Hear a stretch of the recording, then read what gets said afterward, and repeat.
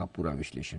Jubilant food, Domino's pizza खिलाने वाली ये कंपनी सुर्खियों में।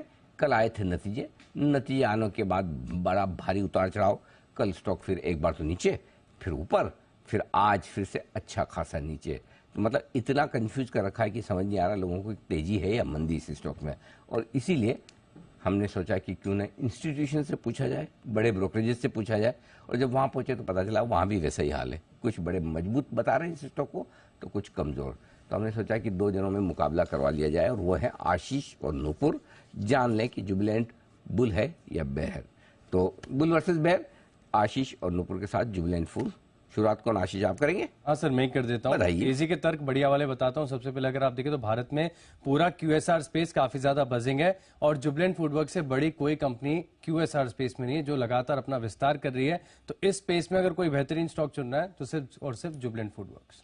तेजी के तर्क अगर बढ़िया है तो मंदी के भी उतने ही बढ़िया है। आशीष, शुरुआत करते हैं। कमजोर नतीजों की उम्मीद थी, उस पर खरी उतरी है कंपनी। उससे भी ज्यादा कमजोर नतीजे पेश किए। Q4 की बात करें तो हालांकि जो आय है वो 8% से YY बेसिस पे बढ़ के आई है, लेकिन कामकाज मुनाफा देखोगे तो 14% की ग्रोथ है। 3% का कंसेंसस मिस यहाँ पे आते दिखा था, क्योंकि जो लागत है वो काफी हद तक बढ़ के आई थी। और मार्जिन में एक शार्प गिरावट है, 25% से गिरकर इस बार 20% के आसपास आते दिखे। तो इन्फ्लेशन बहुत ज्यादा है जिसका इम्पैक्ट मार्जिन पे दिखा, और कंपटीशन इतना ज्यादा इस इंडस्ट्री में कि आगे की ग्रोथ आउटलुक बहुत डिफिकल्ट है। कंपटीशन तो इनके लेवल का, इनके स्केल के टक्कर में कोई भी नहीं है। और बात कर रही हो अगर आप ग्रो की, तो आप इंडिया में देखिए कितने बेहतरीन आंकड़े आ रहे हैं। आपको सबसे पहले आय का आंकड़ा बताता हूं, सिर्फ इंडिया बिजनेस बता रहा हूं। रेवेन्यू में 36% की ग्रोथ है, वो भी पिछले साल के मुकाबले।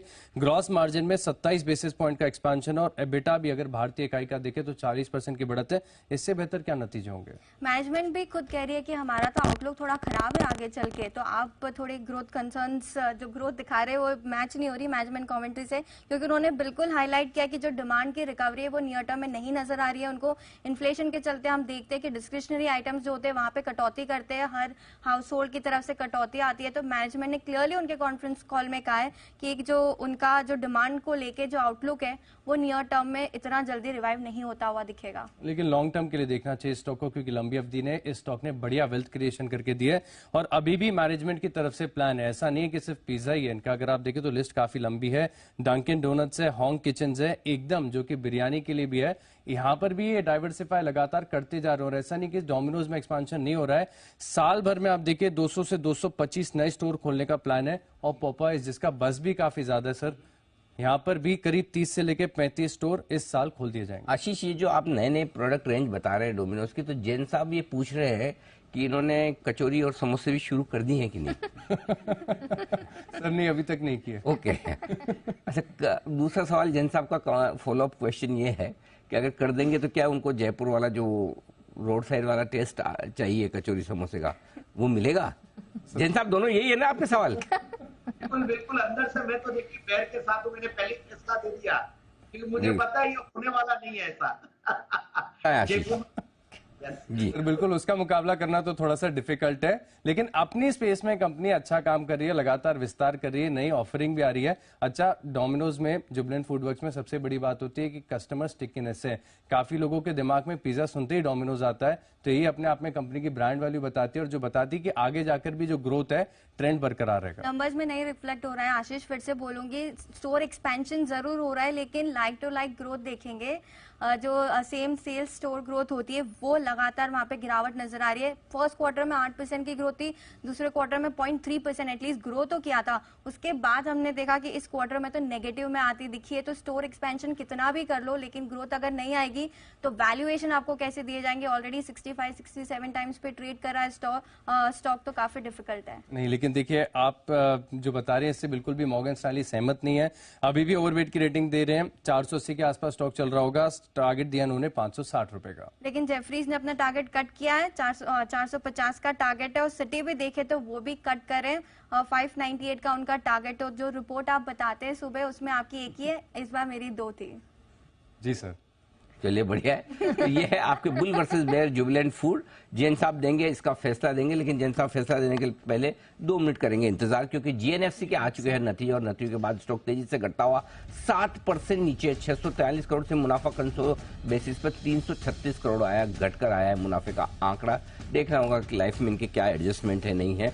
खाली इस परफॉर्मेंस के दम पे तो इतना नहीं घटना चाहिए, लेकिन आय भी हल्की फुल्की घटी है, पूरे 1 करोड़ से नहीं ज्यादा, 2772 से 2271।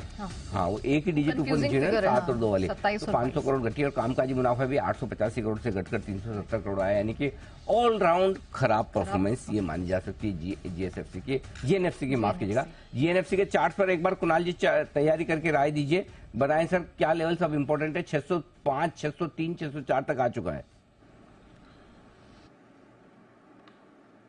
अरे जी देखिए, कमजोरी आज आते हुए दिख रही है, सेल ऑफ होता हुआ दिख रहा है रिजल्ट्स के बाद। एक सपोर्ट मुझे दिखता है 595 रुपए के आसपास, अभी 601 के आसपास टिका हुआ है। 595 का लेवल टूटा तो आपको मंदी की दूसरी खेप देखने को मिलेगी, जिसमें मुमकिन है कि आपको वापस से 570 के भाव देखने को मिल जाए।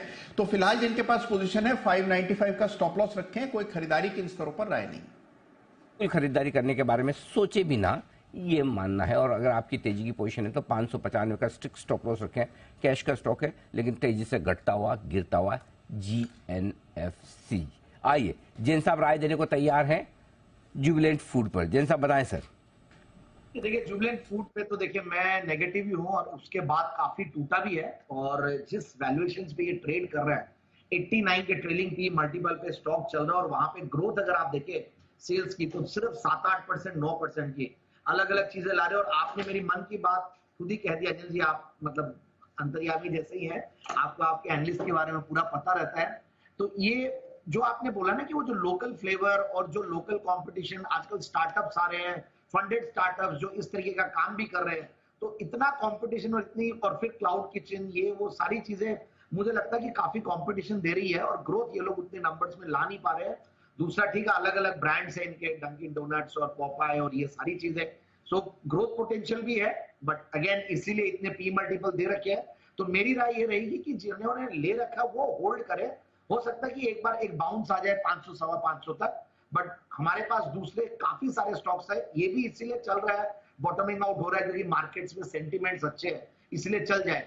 बाकी मार्केट्स में जब सेंटिमेंट्स अच्छे और मिड कैप स्मॉल कैप जबरदस्त चल रहे हैं, और आज तो आपने भी उसके ऊपर शो किया ही है, तो मुझे लगता है कि ये स्टॉक में बहुत ज्यादा दम नहीं है, मिड कैप स्मॉल कैप पे बैठे, और जो सस्ते वैल्यूएशंस वाले स्टॉक है जहां पे रिजल्ट आ गए हो उनको एनालाइज करके रखे, उनमें दाव लगाए, वो ज्यादा बेहतर रिटर्न्स देंगे।